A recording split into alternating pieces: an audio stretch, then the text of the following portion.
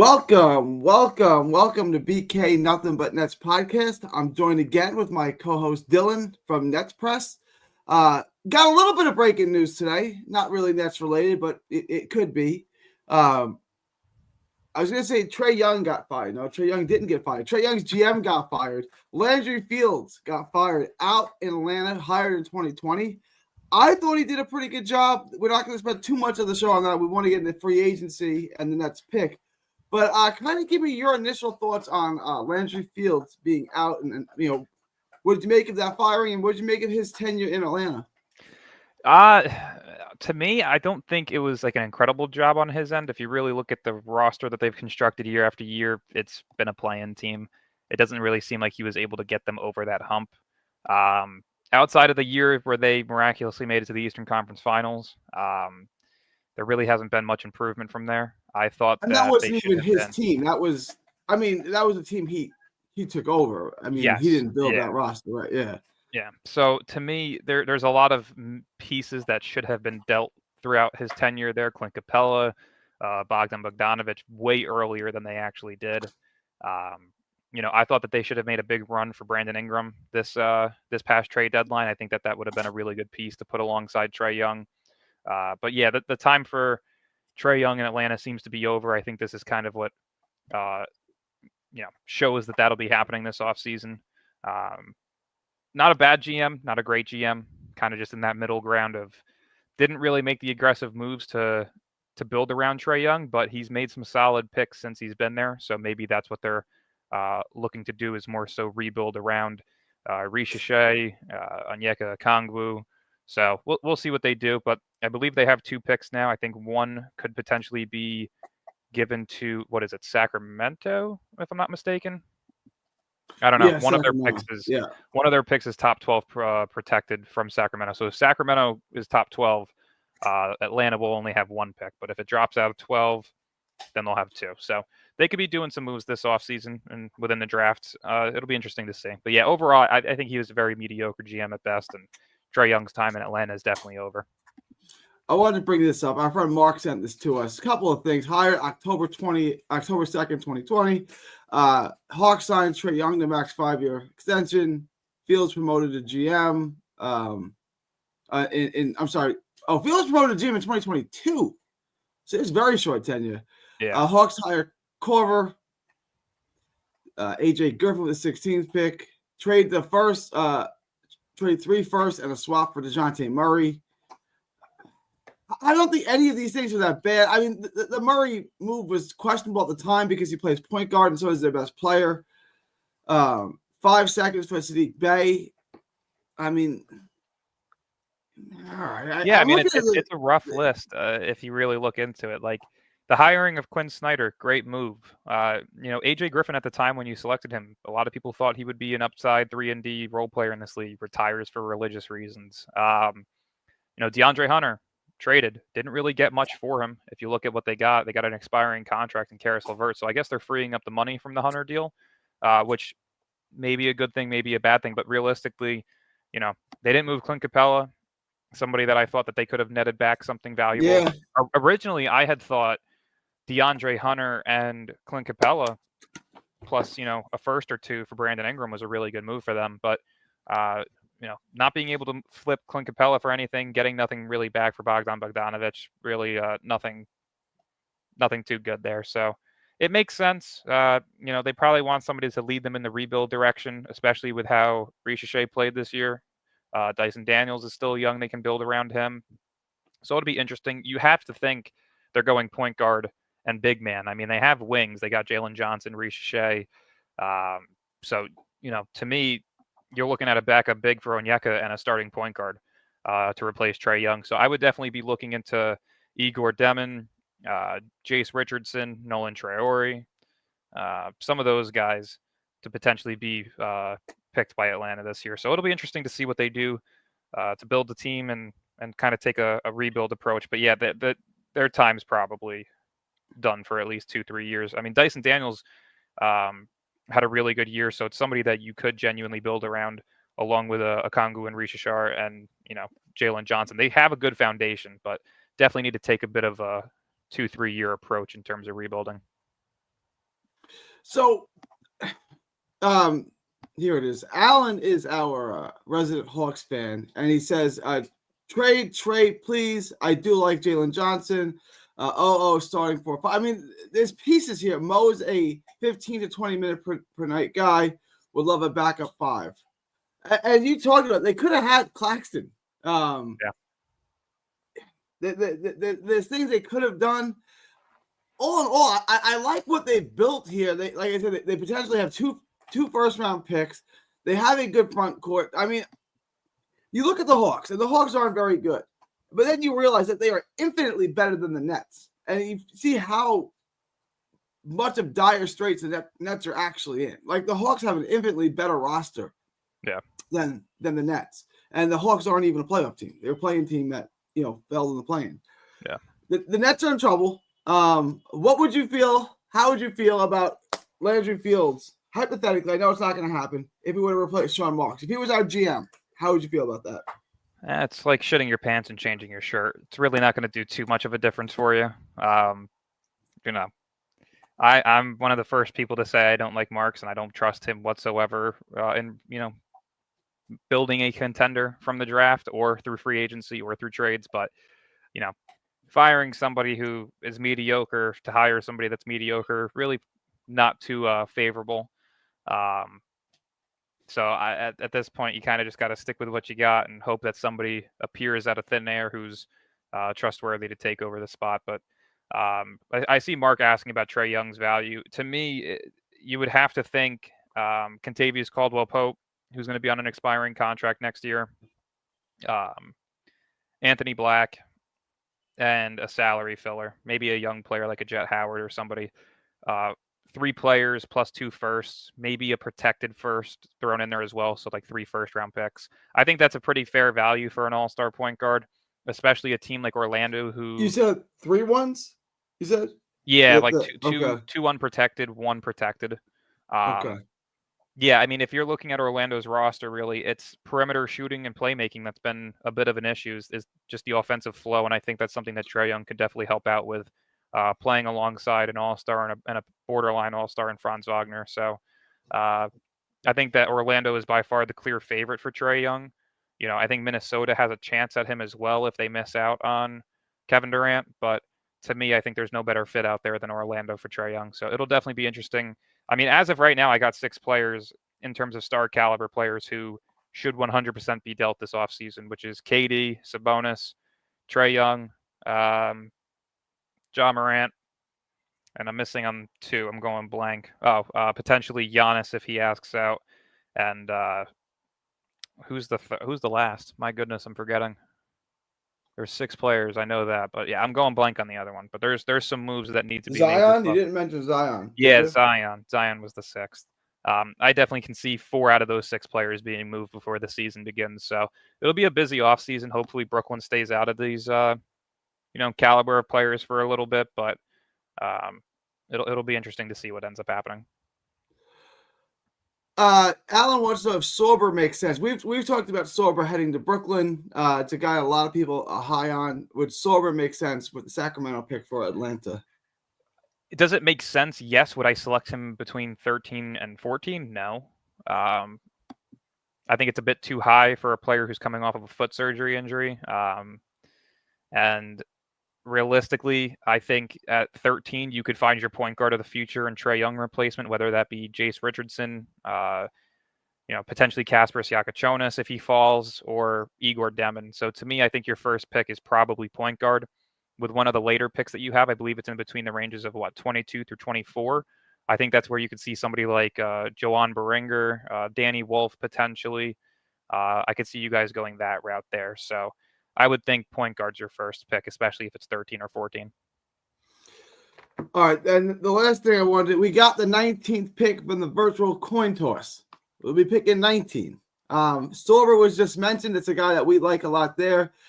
Is Sorber realistically available at 19? And just a couple of names. If you were to say 3 or 4 names, these are the guys that we're most likely to get at 19. I know we're way off and we don't even know what order the lottery is going, but 3 or 4 names that net fans should keep their eye on as potential guys we can draft with that pick. Yeah, the four main names that I'm looking into: Carter Bryant, Thomas Sorber, Nolan Traore, and Rasheer Fleming. I think those are the four big names that you could look at around that 19 You spot. saw that you said Fleming. What were the first two names? Rasheer Fleming, Sorber. Sorber, Nolan Traore, and Carter Bryant. I think those are the four main names that you could look out for come that 19th overall pick. Now, could that pick be used to potentially trade up into the lottery? Yes. Do I prefer it? Surprisingly, no. I think that you can, if Marks finally gets his head out of his ass and trades Cam Johnson, I think that you could package up Johnson and pick 26 to move up into that 13 through 16 range. Another team I would look into is Orlando, potentially moving up with them. I think they have pick 15 or 16. As long as you can get 3 top 20 picks, I think you're in a really good spot. So to me, I wouldn't even risk moving pick 19 to move up in the lottery, because that's a huge gap in between where you could potentially be picking. Say that San Antonio magically gets rid of their lottery pick, which I don't believe they will, based on, talking to Dusty the other day and kind of getting his feel for the lottery. But, say there is a world where you do, you could be waiting almost 20 picks until you're picking next.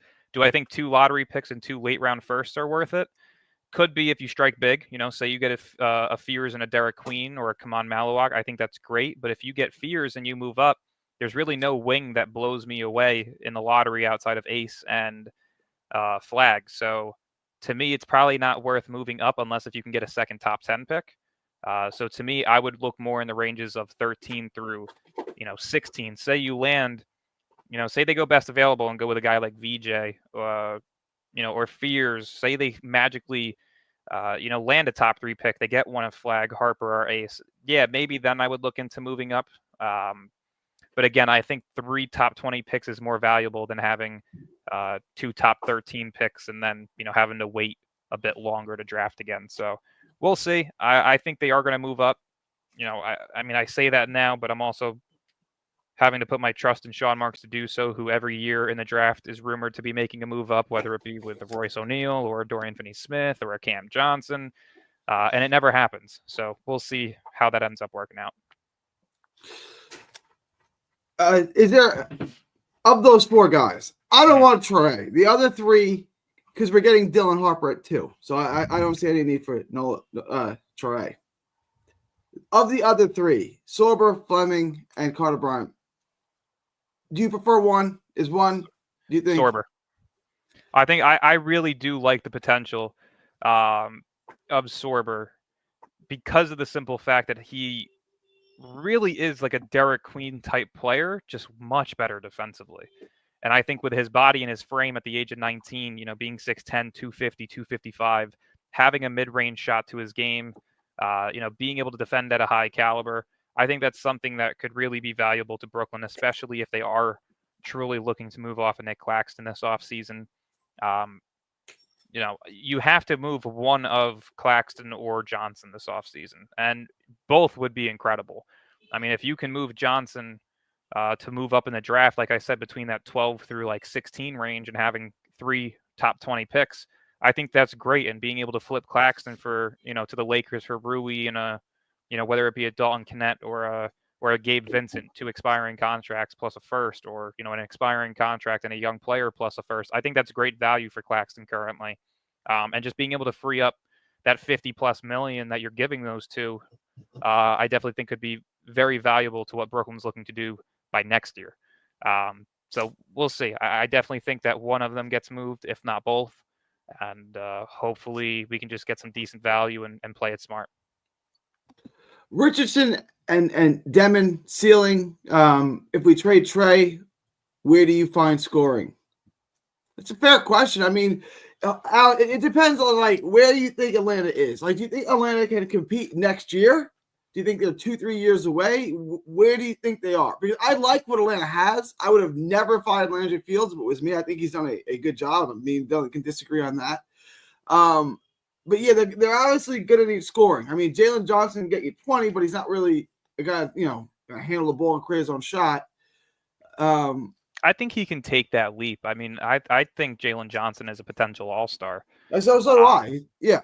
To me, Jace Richardson, if you're just talking clear ceilings. I mean, at his best, could be like a CJ McCollum-like player. He kind of reminds me of a mixture between Tyrese Maxey and CJ McCollum. Demon, to me, as of right now, the offensive scoring of his upside is to be determined. But as a player right now, I see him as like a Josh Giddey at 6'9". He's able to play make at a high caliber. He's able to rebound at a high caliber. You saw in the tournament that he was actually pretty solid from three. And in conference play as well. So it'll be interesting to see what teams value him at. I mean, this is a guy who earlier in the season was projected top 5. You're definitely getting a steal whether you get him between 12 through 16 for any team. So it'll be interesting to see what his upside and ceiling is. All right, now let's get to free agency. All right, free agency. This is like depressing when you look at the list. Unless we can get LeBron or Kyrie Irving or something like that. There's really not a lot there. The first, I want to start with a name. Well, first, give me what you want to do, Dylan. You're the GM. I'm making you Sean Marks for the season. Do you want to just get some? We got to spend some money, right? Like, there's money to be spent. We have to spend it. Do you want to just get a bunch of guys on 1-year deals and be gone with them? Are there any young names that you would go after? How do you want to spend that money? Yeah, I mean, I made a list of a couple of the players that I've been showing interest in personally. I'll pull that up here in a sec. Some of the young names that I've been looking into: Josh Giddey, Naz Reid. Naz Reid is on a player option, so it's you should be able to share that on your end, right? You can share it. It's on my Instagram if you go there. Okay. But yeah, I got Josh Giddey, Naz Reid, Kuminga, Trey Mann, Quentin Grimes, Santi Aldama, Nickeil Alexander-Walker, Delano Banton, Trey Jones. Just a couple of the names that I'm personally looking at. They're still young. A couple of them are looking for big money, which I would probably be against, unless if it's very short-term deals. But, I could definitely see one of, Grimes, Kuminga, Naz, or Giddey being a potential option for Brooklyn. And then also following up with one of either, Trey Mann, Santi Aldama, Nickeil Alexander-Walker. I think those are 3 names you could see as secondary options for the Nets. But it'll be interesting. I mean, for me personally, I'm not giving a lot of long-term deals. Like even Cam Thomas, I'd give him a 3-year deal with a player option. Let him opt out of that after year 2 and see where his value's at by then. I mean, that could clear up over 25 million in cap space in 2 years from now. So it'll be interesting to see exactly where Brooklyn looks to go. But if it's my decision, I'm looking at guys, like Nickeil Alexander-Walker, Trey Mann, Santi Aldama, giving them 2-3 years with team options on them so Brooklyn can either opt out or accept them at the value that they're at heading into year 3. But we'll see. I'm personally against big spending this offseason. But like you said, there's also money that needs to be spent to hit that minimum cap requirement, which I'm not sure the exact number. I had just done a mock off season where Brooklyn's total roster was about 163.2 million. I'm not sure if it needs to be more than that or not, but that was what I came up with. So it'll be interesting to see how they approach it. But yeah, I mean, you're going to see players get money that they probably don't deserve. Like Zaire Williams could probably be making anywhere between 13 to 16 million on a 2-year deal with a team option. That's kind of what I have. I have him at a 2-year, $30 million deal with a team option after year 1. You get paid $15 million your first year. You could we can opt out of him and free up that $15 million, or we can keep him at that price tag and keep him for one more season. Who knows? But money's got to be spent somewhere, especially while you're bringing in potentially 4 or 5 rookies that'll be making less than $7 million each. Unless, of course, if you land in the top 5, then you got a guy making $7 million plus. But outside of that, it's cheap deals for 4 of these guys. You got guys like Maxwell Lewis, who still has a $2.2 million contract. Keon Johnson, if they decided to accept his team option, is on a $2.3 million contract. So it'll be interesting. We'll see what happens. I'm trying to get logged in to Instagram, and it's not letting me log in on my laptop, which is annoying.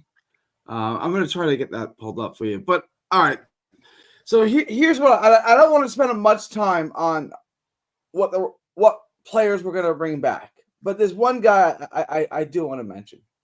There was a major name on free agency who you didn't mention. I want to get to him in just a second, but I want to ask you about this guy first. D'Angelo Russell. He obviously loves it here. The organization likes him. He's been vocal about it. is there any scenario in which you would bring him back? And do you think Sean Marks brings him back? So A, would you bring him back? And B, does Sean Marks bring him back? Me personally, no. I think you've done enough damage. I think realistically, this team should have been bottom 4 in the league. And for the people that say it doesn't make a huge difference, it does. If you look at the 6 overall odds over the past 6 years, it hasn't gone up. People are going to say it's due. People are going to say we're going to get lucky. Every single time that happens, it doesn't seem to happen. So I'm not a person who's going to believe in that until I see it. I'd love to be wrong, like I've said multiple times. I actually hope that I'm wrong. I don't want to be right about a lot of these things, but I personally wouldn't bring back D'Lo. I think you have players with youth, potentially a point guard that you draft, whether that be Harper or Fears or Traore, that I think you could start right away and let them develop to their fullest in year 1. So that's kind of the approach that I would take with it. There's also point guards in free agency. Tre Mann is the name that I'm looking at in restricted free agency, who I absolutely love. So to me personally, I wouldn't bring him back. Is there a scenario where Marks brings him back? Yes. Why? Because when you do this to Sean Marks in Brooklyn, you get paid. Look at Cam Johnson. Look at Joe Harris. Look at Patty Mills. If you give him enough attention and love, and I'm talking about giving that to Sean Marks, he'll reward you for it. So I wouldn't rule out the possibility of D'Lo coming back because of the fact that he is a average role player who talks a high game about Brooklyn, and usually that ends up getting rewarded. So we'll see. I personally wouldn't, though. All right, I agree with you. I do think he will play here next year. To me, do I bring him back? That's simply a dollar and cents question. If I can get him for cheap, less than $10 million, sure, why not? 1 year deal, $10 million, done. If we're talking about 3 years for $45 million, there's not a shot in hell, right? There's no chance. So to me, it's strictly an economics question. It has nothing. I value D'Angelo Russell to a degree. He does create offense for others. He can score, although he didn't do that in the second tenure with the Nets. But I don't want him here for more than 1 year. In any scenario. So if he wants to take a 1 year deal, I'd be happy to do that. Perhaps he can play himself into another fairly big contract. I don't think he's getting that from anyone this year. So with the Nets, he'd have control. He'd have the ball. He'd be able to do what he wants. It could work for him. It could work for us. But no more than a 1 year deal. And I really wouldn't pay him more than $10 million. Like I just, I can't do it. And I don't know who's offering him a big deal next year with, there not being much cap space around the league. Yeah, my problem is I'm not offering him anything more than a 1 year deal. Like if you want to offer him a 2 year team option, all right. Team option, yeah. Again, team option. Yeah. To me, I'm not leaving the option in his hands. I'm not giving him a flat out 2 year, 3 year contract.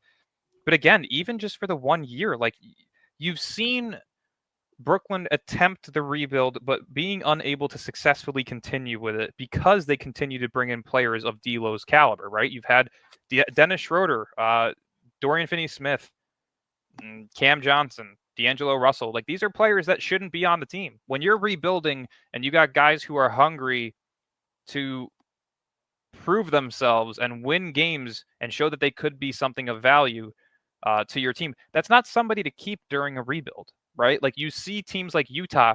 Utah has a star in Larry Markkinen, and he barely plays because they're bought into tanking and he knows that he's there.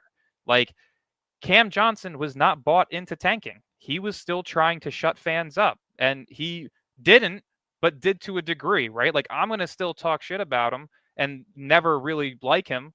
But at the end of the day, he got us the 6 overall odds rather than a top 3 odd or a top 4 odd. So yeah, he did his part in ruining what we were trying to do, but those are players that shouldn't be looked at, especially next year. I can't stress enough how badly you need a top 5 pick next year. If you can strike gold this year and, really land 2 good prospects who could be your 3rd, 4th options or 2nd, 3rd options, and you're able to land that top 5 pick next year, that's something that could be franchise changing. So to me, it's not worth the risk of bringing some of these guys back and potentially ruining what they did this year, which was hoping for a guy like Flagg or Harper. I want to talk about teaming D'Lo up with another veteran in the backcourt. who he's played with before. Karis LeVert. I'm all for it. Let's bring D'Lo back. Let's bring LeVert back. LeVert, 2 years, $15 million a year, $30 million on a 2-year deal. LeVert can still play. I don't care what no one says. LeVert can still ball. I'll bring him back. Come on, Dylan. You know you're down. Let's reunite them. D'Lo, Karis LeVert in Brooklyn next year. I am beyond tired of the reunions and the mediocrity. Keep that shit in 2018. Loved them when they were here. It was a cool story. We didn't have picks. They made the playoffs. They fought hard. They played harder. Leave that shit in the past. I'm so tired of the reunions. There's no point of it. It doesn't fit what you're trying to do.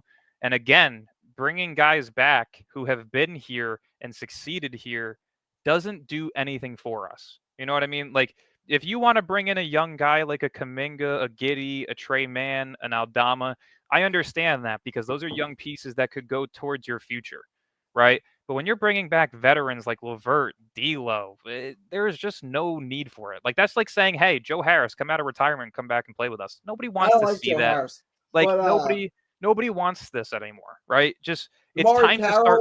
Jared Dudley, I'd be interested in bringing these guys back. Just let the whole point of getting your picks back was to start fresh, and I think they're so stuck in trying to keep fans happy and go to games when in reality we're not going to games and we're not happy. You know, your arena is filled with 75% of tourist business meetings and opposing fans. Like, you're not making us happy. Go get the stars through the draft, build something from the ground up that you've never done before, and let's just do this the right way. Like, I was so against rebuilding for so long, for so many years, but this is truly the only route to go. We've seen accelerated rebuilds. We've seen rebuilds with no picks.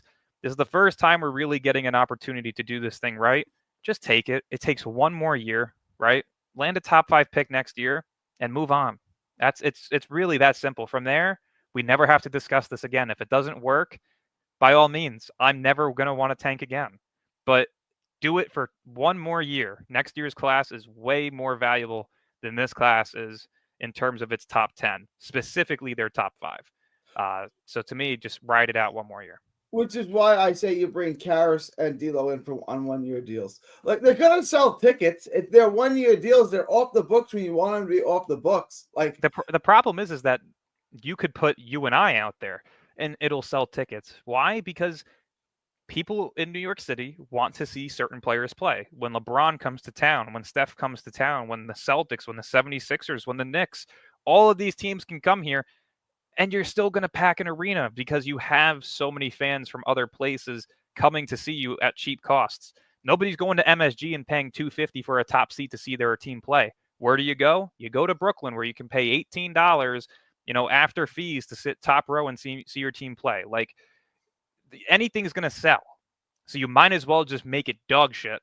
So this way you can get rewarded for what you actually need, which is a top 5 pick next year. I'm not, there is no convincing or logical scenario in my mind that says, man, I want to see the 2018 team reunited once again. So this way we can have absolute mediocrity and no opportunities. Like, I'm over it. Give me a fresh start. I want to see something new. And the only thing that's new in Brooklyn is building something through the draft for more than 1 year at a time. Give me 2 years of a rebuild. We're already done with year 1. I'm glad we're 100% on board the Karis LeVert train and the D'Lo train. I'm glad we see eye to eye on that. I'm telling you right now, if I have to go on Instagram and make a graphic that says breaking news, the Nets are bringing back D'Angelo Russell and bringing in Karis LeVert, welcome back, I'd be angry. I'm going to click post, but I'm going to be extremely angry if I have to make that graphic this offseason. Youth, I can't stress it enough. Bring in young talent. Trey Mann, Santi Aldama. I don't care if you bring in Kuminga as long as it's for under, around that $24 to $26 million range and it's only a 2-year deal. Like, do something that brings in youth. If youth wins, whatever. But if you're bringing in guys on 1-year deals who are hungry for money, hungry to prove themselves, I'm going to be angry because I've seen it the last 2 years. 1 year we did it without our pick and it got rewarded as a top 3 pick. The next year we did it and we got the 6 overall odds and likely aren't going to see a top 3 pick. I'm tired of it. I'm tired of giving teams great picks and us getting shit on. Just invest in it for one full season. When we go to draft night and they take Dylan Harper at 2, what's going to be your reaction? We get to make a graphic with Dylan Harper in a Brooklyn Nets jersey. If I get to post, I mean, dude, I'll show you it right now. I made this 4 months ago. This is the picture that I have already ready of Dylan Harper in a Nets uniform that says, "Welcome to Brooklyn, Dylan Harper." I can't get it to load, but it's there. It says, "Drafted. Welcome to Brooklyn, Dylan Harper." I would be ecstatic, and I will go on Twitter and be like, "Thank you, everyone, for proving me wrong. I was wrong." I'll type that tweet out. I have no problem with it, but I just don't believe we're getting it. How will you feel when we get the second pick and then Sean Marks trades it for Zion Williamson? You'll probably see me hanging from a bridge. You will. I will probably, and I'll hang myself from the foot down. So this way, it's not even like I'm dead. I'm just torturing myself at that point. Yeah, no, I would be extremely angry. There's really nothing that you can do to mess this up other than A, not landing a top 2 pick, which is currently unlikely, or B, trading the pick, which is something that I could see Sean Marks doing because he's just horrible at what he does. But yeah, I mean, I'm hoping for top 2 just as much as everybody else, but I'm not very optimistic that we're getting it. All right, well, let's get to you had on your Instagram who you wanted to bring in. You said, right? Yeah, there was a couple of names that I've really been looking into. Let's go down the list in order. The first name that I'm looking into is Josh Giddey. Where is this list? Scroll down about 7-8 rows. It's going to be on the far left side. It's got LeBron in the Nets jersey. Yep, that's right. I clickbaited the shit out of him. Scroll down one more. It should be after the Jeremiah Fears one. Yep, LeBron right there. Yep. So if you tap and there's 11 slides. So if you click on the right tab or like your right arrow. Okay. Yep. So yeah, the first person that I'm looking into is Josh Giddey. He's only 22. He's coming off of a career year. I mean, he looked great in Chicago. First half of the season was iffy, but the second half he looked like a borderline all-star.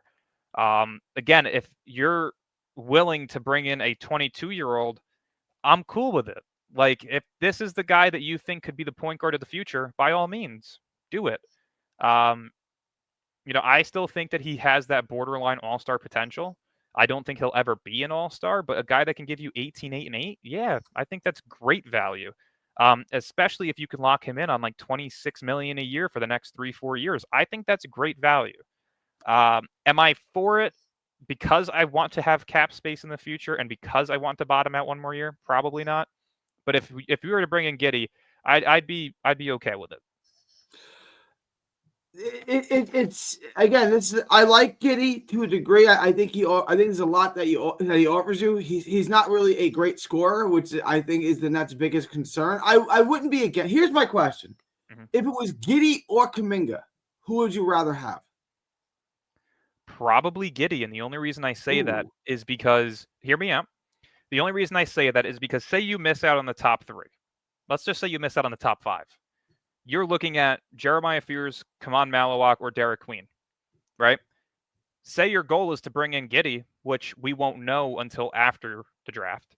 But let's just say you draft Malawak or Queen. Now you have your point guard that you can go and grab, and next year's draft is wing heavy. If you land in the top 5 next year, you're grabbing a potential all-star caliber wing. To me, this is the draft class to go point guard or center. You got Sorber, Queen, Malawak. You got Wolf for point guards. You got Harper, Fears, Traore, Jace Richardson, Igor. Like, you have guard and center options. So it's for me, I'm not looking to bring in a long-term wing, only because I would really like to see us draft a long-term wing. Whether that be Ace, Flag, the Boozer, Darren Peterson, Noah Ament, potentially Tyron Stokes if he decides to reclass in the next year's draft class. So to me, stay away from wings as much as possible, unless if you're drafting one. You want to move on to the next one? Yeah, real quickly, I'm just going to pull up Josh Giddey's stats over the last 20 games of the season. He averaged 21.4, 10.7 rebounds, and 9 assists in his last 20 games. I mean, this is a guy who really can put up numbers. And just to read off a couple of the stat lines, I'm starting from February 20th going down.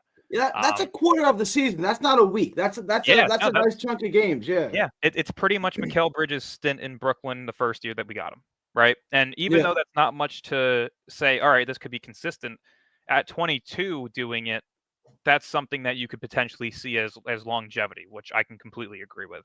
I mean, just to look at a couple of these stat lines: 27, 16, and 4, 24, 8, and 10, 25, 16, and 6, 21, 8, and 12, 19, 8, and 12, 19, 13, and 9, 26, 10, and 12, 15, 10, and 17.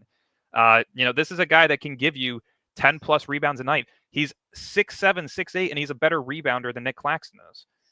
He's 6'7", 6'8", and he's a better playmaker than a D'Angelo Russell. To me, if you want to bring in somebody of value who also brings youth and that you can lock into a long-term contract at a solid value, I think Josh Giddey is 100% the player that you should go for. Off-court issues aside, this is a guy who could be a potential star in the making at the point guard position. And to me, I think it's definitely worth it. His three-point percentage also went up. If you look at his last 20 games of the season, he shot roughly 44% from three, 44.3% on 88 attempts. That's an improvement from what we have seen from Giddey, especially when he first entered the league, a guy that, people would take 6 steps back on from the perimeter and let him shoot. He could become a threat from here. I mean, within his first 5 games I'm looking at right here, 4 of 6, 3 of 5, 3 of 3, 4 of 4, 2 of 6, that's 33% or higher in each of those games. So to me, that's been an improvement for him. But realistically, it's the rebounding and playmaking that he brings that I truly do believe is very valuable. And I think with what Jordi Fernandez does with the point guard position is improve them within their offensive schemes to find ways to score. So, to me, the scoring wouldn't be too much of an issue bringing him here. I think it'll actually elevate it once he gets here. But again, that's if we get him, and that's if Chicago doesn't match the offer that we potentially give them. This is a one I think everyone's going to be on board with. I mean, again, it's going to dollars and cents are going to matter, but Naz Reid, I think everyone. I don't think you're going to get much resistance if we sign Naz Reid. I mean, it's a perfect fit. It's a Marks type player. I think he can stretch it out. He's under 7 foot. I think 6'9". It says he can play a 4 or 5. He obviously works well with D'Lo, which is important. We know that we're going to reunite him with D'Lo. Naz Reid, I think Naz Reid. Oh man. Naz Reid. Did anyone object to this? I mean, this is like the one name, which almost certainly means he's not going to end up here because everyone wants him here. And he's a Jersey native guy. He's a Jersey guy, right? He is, yeah. To me, the Naz Reid situation's 50-50. He could be hitting unrestricted free agency, or he could be accepting his player option and staying in Minnesota. To me, I do think that he declines it, but the problem is if he's declining it, he's looking for more money. I believe he's currently making about 16, 17, potentially 18 million a year currently. So you would have to think he's getting more than that if he's leaving. Again, a lot of these answers won't be determined until the day after draft night because, say you select a Rasheer Fleming, a Thomas Sorber, there's really no need for Naz Reid, right? You have Claxton currently, unless if you trade him. You could potentially bring back Day'Ron Sharpe, right? So to me, you have Noah Clowney. There's really no need for a Naz Reid-like player if you have Noah Clowney, potentially one of Rasheer Fleming and Thomas Sorber, and potentially one of Nick Claxton or Day'Ron Sharpe. So to me, it just depends on what they do on draft night. Say they don't go for, a Yaxel Lendeborg if he ends up going in, or a Rasheer Fleming, or a Thomas Sorber, or a Danny Wolf, then yeah, you can 100% bank on if he opts out of his player option being a potential name for Brooklyn to go after. But it just depends. I wouldn't waste money on a position that you have a ton of depth with. So it just depends on what they do on draft night. But Naz Reid is definitely a name that you can look into if he opts out of that deal. I could 100% see Brooklyn going for him. This is the one I want. This is my number one guy to get. Jonathan Kuminga, 22 years old, restricted free agent. Golden State's going to have the right to match any offer. I want him here in the worst way. This is the guy I would spend the money on. Dylan. Man, hit me with every name in the book. I'm not high on Kuminga. I'm really not. I think when you see a player of his nature spending 4 or 5 years in the league and not finding rotation minutes, there's a clear situation there. And it's one of two options. Either you're an issue within the locker room to a point where a coach doesn't want to play you, or you're not skillful enough in the terms of impacting winning a basketball game enough to make the rotation. He's not cracking the rotation, and they're in the playoffs.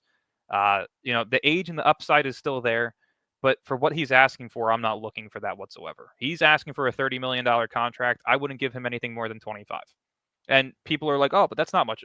$5 million is a huge difference, especially when you need to build a roster next year, the year after, and really form something that's going to be long-term and successful.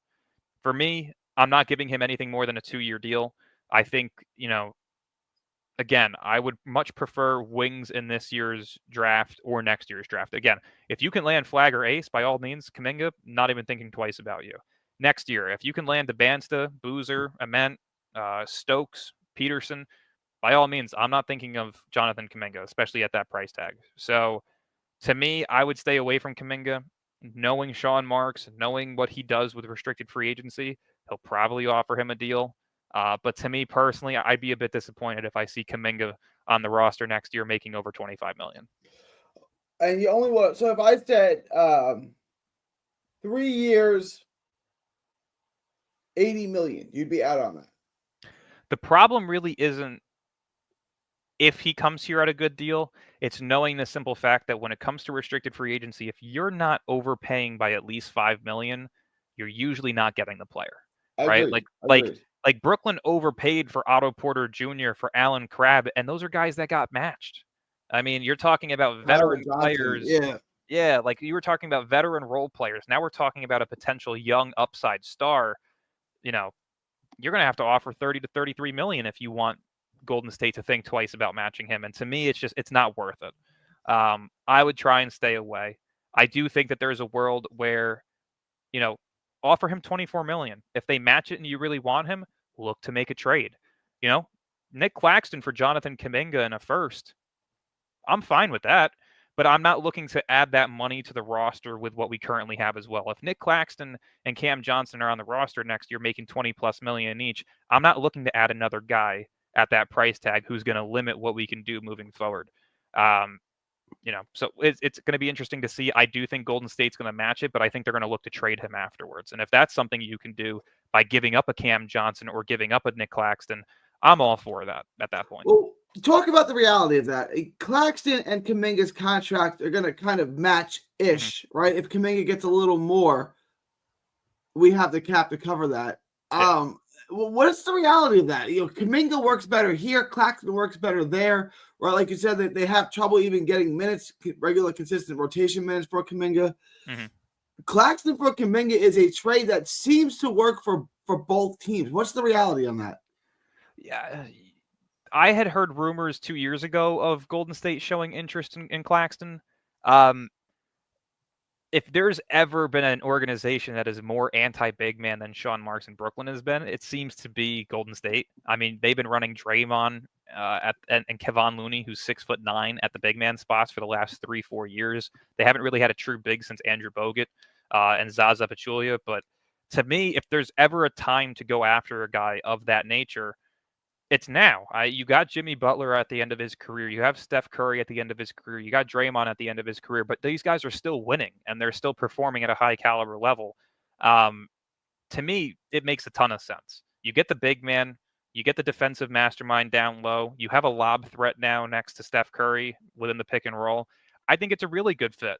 And I think the defensive mentality of having a trio of Jimmy Butler, Draymond, and Claxton could be something that really works out long-term for them. So I could definitely see a trade potentially happening. Now, whether that be Brooklyn getting a first-round pick in return plus Jonathan Kuminga, I don't know. Do I do a straight-up swap with Kuminga and Claxton? Maybe, but it would kind of hurt not getting true value for Claxton, especially with teams like the Lakers who need a big man now that they've missed out on Mark Williams. So it depends. If there's no other options on the table and they say, hey, here's Kuminga, just give us Claxton, I'd probably take it. But in terms of what you could potentially get for him, I kind of sit on that for a little bit and see what you can get. Right. You'd have to see what if the Lakers are going to offer you draft capital, then you got to weigh the draft capital against Kuminga, but then I have to take on Hachimura or if in a vacuum, if that trade was offered, I would jump at it because it does two things. It gets me a good player and it gets me out of a bad player on a bad contract. Like, I would have to make that trade. I'm looking at their draft capital right now. They have a 2026 first, but they don't have a 2025, so they can't trade the 26 until after this season. I mean, they have all their picks. outside of a 2031 first, so they just can't trade their 2029. So outside of that, they could trade 2026, 2028, or 2031. And if they trade 27, they can only trade 31 after that as well. So they've got tradable picks. I mean, if they're willing to give me Kuminga in a 2026 first, by all means, Claxton, I'll pack my bag. I'll pack your bags for you. Like, I'll do it in a heartbeat. What about this, Alex? Cam Johnson and 27 for Kuminga and a 2026 first. Another deal I'd be incredibly interested in. If you can get a 2026 first and a young asset to move off of a veteran, by all means, do it. Do I think that they look into Cam Johnson now? No. Only because they have Moses Moody, they have Jimmy Butler, they have Draymond. I don't think they need a wing anymore. I really think it comes down to a 2-guard or a center, and we have the center to do it. So, I think the Kuminga for Claxton move makes a ton of sense. Listen, if Brooklyn has to throw in a first to get that 2026 first, I would do it, whether that be pick 26 or 27 or even a future first. Brooklyn has Philly's top 8 protected pick in 2027. Do I think we're getting that? No. I think Philly's going to be a bottom 8 team in 2027, especially with the ending of the Paul George Embiid era. So, I would be willing to throw it in. As long as you can get a 2026 first, I don't give a shit if the pick's 30. If you can get an additional 2026 first, I think that's huge for what we're doing long term. So yeah, I would take the risk on moving Claxton, and whether it's pick 26 or 27 this year for a 2026 first in Kuminga. I would do that definitely. The only problem though, again, you can't make these trades until free agency, right? So you're already talking about the draft being over, which is why I'm saying you're probably more likely to trade Claxton plus a future first for Kuminga and a 2026 first. The next man up on your list, Tre Mann. This is interesting to me. It's going to depend on where we draft. But Tre Mann, again, young, upside. Tre Mann, your thoughts? I know this is a guy that you want here. Obviously, in Charlotte, you've got to watch him. What are your thoughts on bringing Tre Mann in?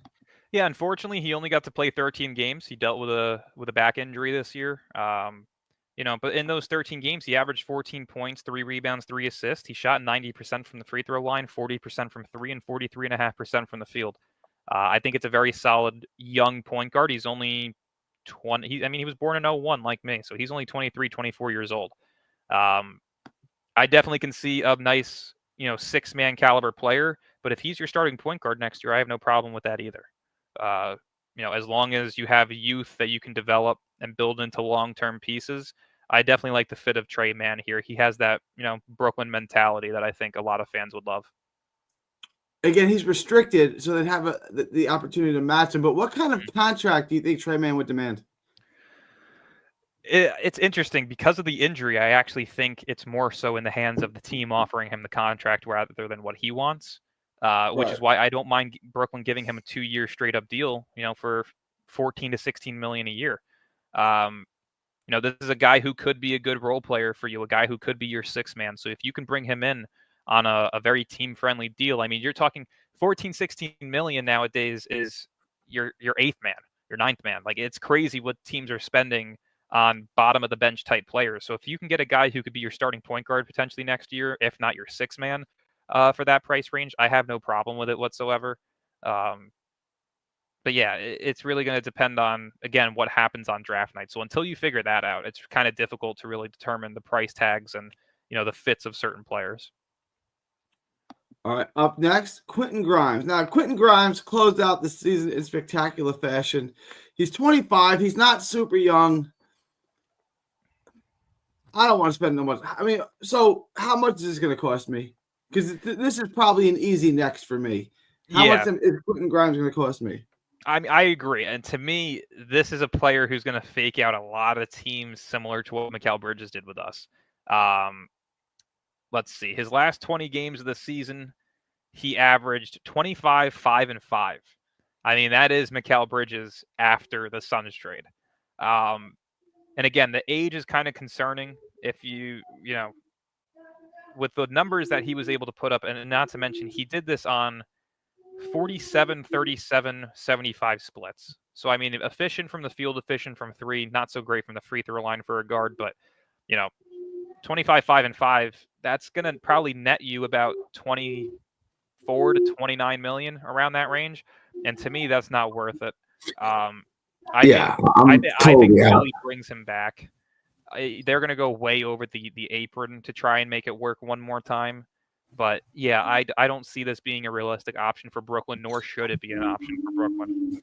You got Cam Thomas. These guys play the same position. I would prefer to stay away from Quentin Grimes this year. Santi Aldama. Interesting because he's 7 foot. Sean Mark is allergic to that, but this is an interesting one. Again, another restricted guy. This is something I absolutely be interested in. I don't know if Marks would be interested in this, but again, it's going to come down to dollars and cents. I mean, he's not a $20 million a year player, I don't think. What are we looking at for Aldama? Yeah, it's funny you say not 20 because I had him exactly at 20. This is a guy who can stretch the floor, can defend. He's 7 foot, so like you said, probably something that Marks doesn't look at. But if you look at his stats, I'm pulling them up right now. This is a guy who's playing on a contender in Memphis. He averaged 12.5 points, 6.5 rebounds, 3 assists. He also shot 48% from the field and 37% from three. This is somebody who can be a stretch 4, stretch 5 for you coming off the bench. And again, a young, high upside role player who, no, he's not going to be a star. He's not going to be a borderline star. But when you're looking to build a team properly, you're looking at young pieces who are going to be leaders and be able to be playoff role players when the time comes for your guys who you're drafting to be fully developed. Say in a magical world, you land Dylan Harper and next year you land Cam Boozer or AJ DeBansta, right? Say both of those two work out and they become stars. Now you have the role players necessary to go out and compete. So to me, Aldama is a really good fit long term. I'd give him 3 years, 60 million, 20 million a year. But like you said, you have money to spend this offseason. Rookies, say you draft 4 rookies in the first round, you're combining for about 25 to 30 million of that cap space going to them. You got 7, 8 guys on team option deals this year. You could be freeing up that money immediately. If you announce the rights on D'Angelo Russell, that's 18 million that you're freeing up. So to me, you've got money to spend. If you're going to do it on guys who are youthful, guys who may not impact the game of winning, as main option players, but guys that when your youth develops and becomes the stars that you're hoping for are ready to contend and still in prime age years. What's Aldama? The comment's in the way, so I can't see his age, but he's what, 24, I believe? Yeah, he's 24. Yeah, so I mean, this is a guy who could be 27, 28 years old by the time you're contending. That's prime. Like, that's kind of like Cam Johnson right now. If you were to be in the middle of contending now and you had Cam Johnson, I'd be more than happy. But he's 28, 29 years old. You're not going to be contending until he's about 32, 33. There's no point of having him, right? So you might as well get a young version of a role player similar to his caliber who will be in his prime by the time that you're ready, rather than a guy who's on the outs of his prime by the time that you're ready. 20 million seems like a lot, but he is efficient. He does stretch. He does defend. I guess he offers you a lot. I just never looked at him as a $20 million a year guy, which is kind of what I thought he would get. Think about it this way, right? Over the next couple of seasons, the cap space is going to be increasing by 10 million each year. So you're realistically getting this guy for what, 10, 15 million dollars worth of value in 2 years from now. It's 20 million today is going to be, 30, 35 million in 2-3 years. Yeah. So, which is why I wanted Kuminga. If you get locked up Kuminga for $25 million a year for 3 years, to me, that's a home run. Yeah, it's based on the position. I think wing, every team that is really contending, 9 times out of 10, you're going to have a wing that's like a superstar, right? Luka, he's 6'8", 6'9", plays the point guard, but he can play the 3. Tatum, Brown, both wings. Paolo, Franz, both wings. Like, to me, when it comes to, the wing position, I want that to be my drafted superstar. I want my point guard to be my drafted superstar. You want to go out and sign a 4, a 2, a 5, I'm cool with that. A backup 1. But in terms of a starting caliber potential star, I don't want to be paying that guy 25, 30 million each year for the next couple of years. I'd rather start from the ground up and draft a guy that you can turn into a superstar. So that's the only reason why I have pushback on a Kuminga move. But again, if you can lock him in on a good deal for multiple years, I don't hate it. I don't love it. It'll really determine my determine on if I'll like it or not is if we're bottom 4 in basketball next year or not.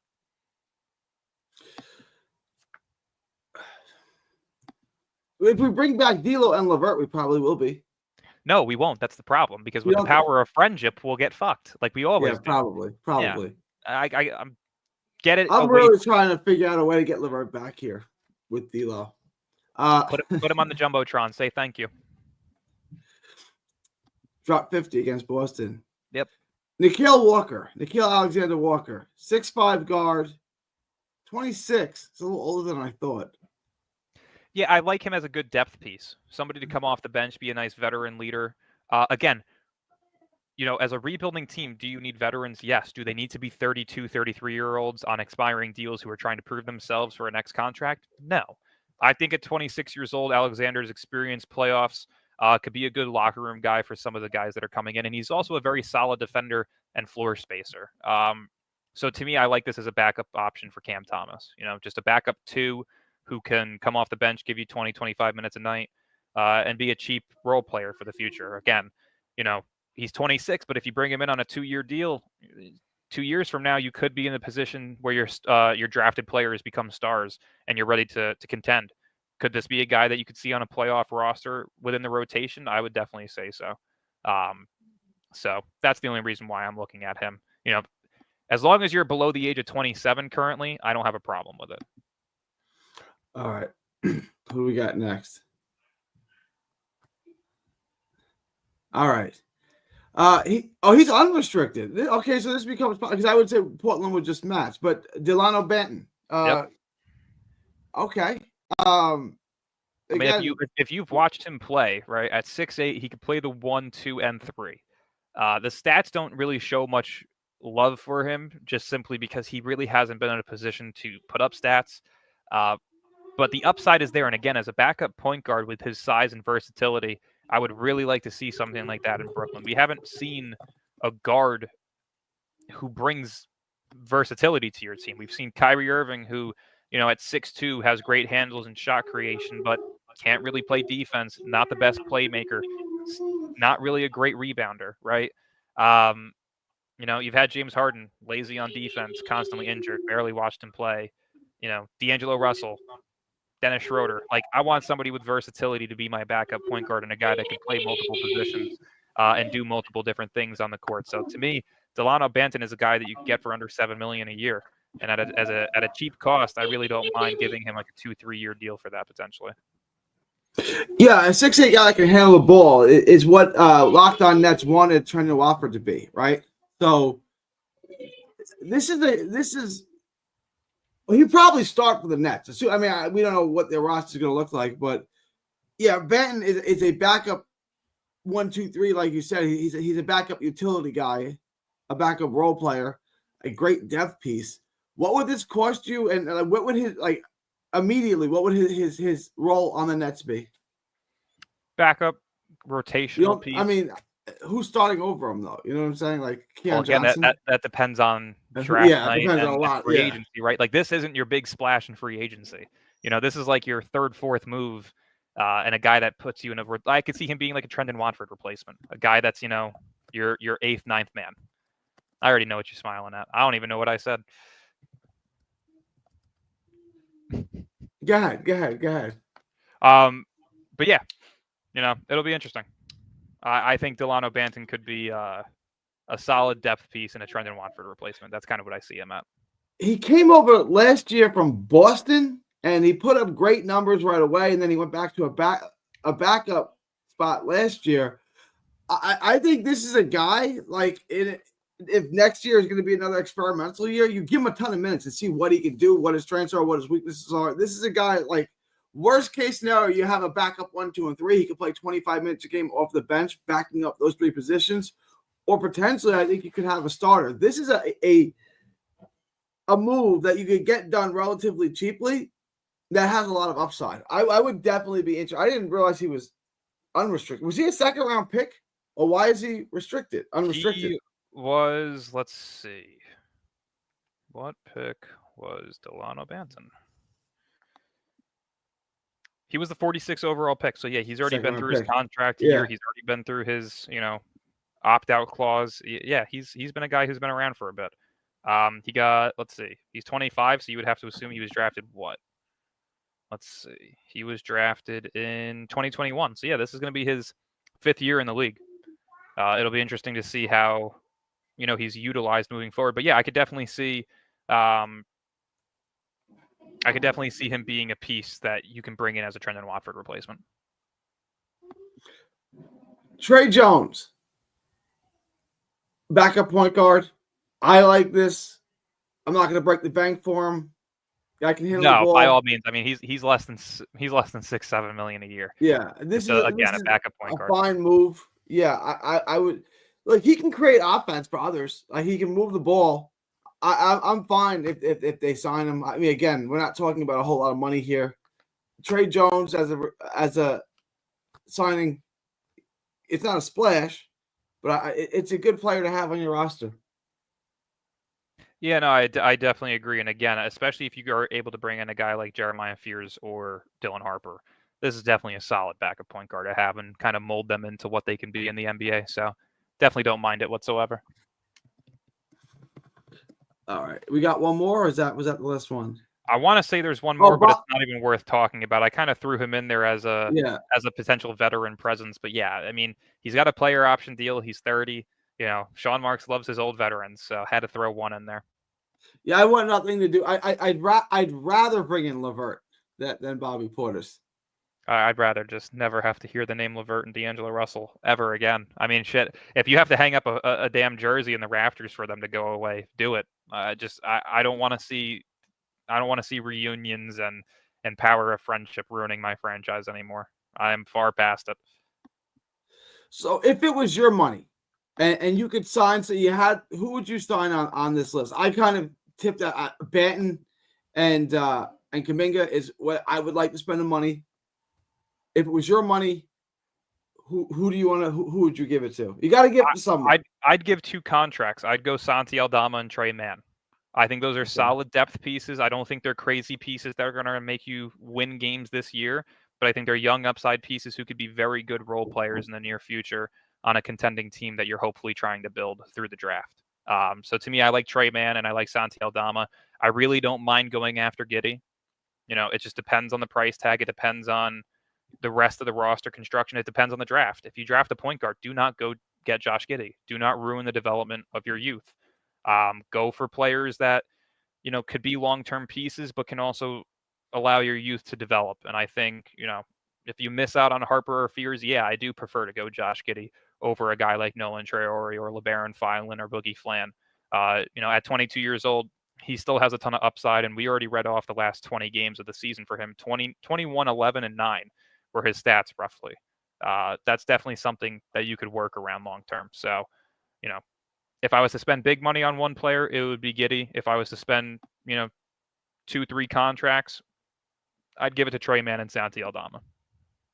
I wanted to throw a couple of names at you. Jae'Sean Tate. I know he's going to be 30, believe it or not, which is like shocking because it doesn't seem like he's been in the league that long. Jae'Sean Tate is kind of a jack of all trades to me. I'm just seeing that he's 30 now, so I guess that kind of changes my take on him. But what would be your take on a kind of jack of all trades guy like Jae'Sean Tate? Not a fan. I mean, he's what, 6'4", 6'5", and he plays a wing spot. Yeah, he's an undersized wing. I'm so against small ball. As a person who played basketball for many years, like small ball doesn't work. Whether you're in middle school, high school, college, the NBA, it doesn't work when it comes time to actually win important games. So to me, I'm very against the idea of small ball, and I would prefer not to go that route. If you could bring him in for cheap as a backup, I don't mind. But as a player who I see on a rotation come playoff time when we're there at some point, probably not. I'm very against the idea of small ball.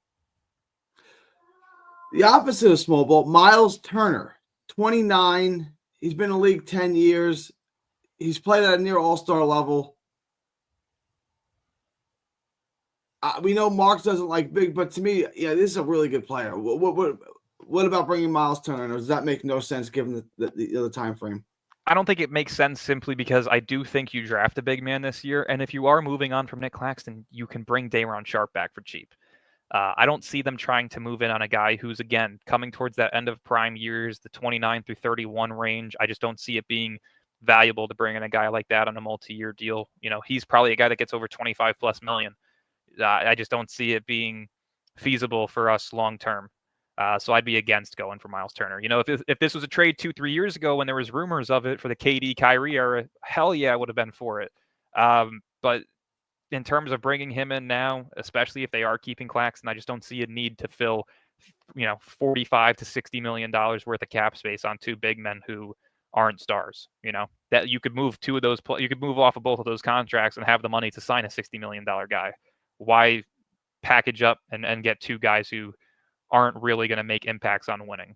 So the last thing, and I don't know what Sac's going to do. I would imagine they pick up the club option. It's only $2.3 million. Keon Ellis is a guy I like a lot. I think he's been undervalued. A shooter, Keon Ellis, 6'7" wing, can shoot. He's just 25. I thought he was undersized. Is he? I thought he was 6'6", 6'7". I want to say he's like 6'4", 6'5". Is he? That would change my calculus on him. Let's see. He's 6'4". I'm not on Keon Ellis then. I thought he was much. I thought he was closer to Cam Johnson's height than 6'4". Yeah, no, he's an undersized 2-3. No, I'm not on that. Yeah, we already got our undersized 2 in Cam Thomas, and who knows how long he's here. To me, it's just you can't play Cam at the 2 and him at the 3. That's not going to work at all. No. Is he a solid rotational piece on a winning team? Yes, especially a team like Sacramento, who at the time had Keegan Murray, Sabonis, DeMar DeRozan. Like, they had height, but to me, as of right now, no, I wouldn't look at that. Yeah, I don't know why I thought he was holding that. That's really. And Ben Simmons is a free agent. Yeah, give him a max. Give him a max. All right. I appreciate it, Dylan. Any closing words? Any closing thoughts? Yeah, I mean, Brooklyn officially has picks 19, 26, 27, and 36. Now we just wait till May 12th to figure out, if the ping pong balls are actually in favor of us. But it'll be interesting to see some of the moves that happen, whether it be on draft night, just after draft night, leading up to free agency. I would expect guys like Cam Thomas, Zaire Williams. I think they're going to be signed before free agency even officially starts.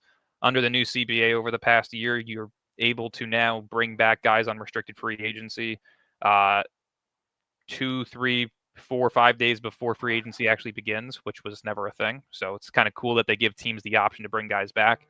If it hits the week of free agency leading up to it, and some of those guys aren't signed the night before, I would not expect a lot of them to be back. So that'll kind of give us an answer on Day'Ron Sharpe and Zaire.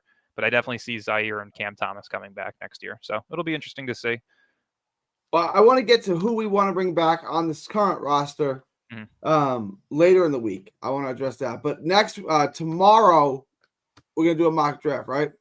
Yeah, I'm going to update the board, give the accurate picks as of right now, and then we'll just do a lottery simulation to determine what the lottery looks like. But yeah, picks 15 through 30 are set. We'll do a first round full mock draft.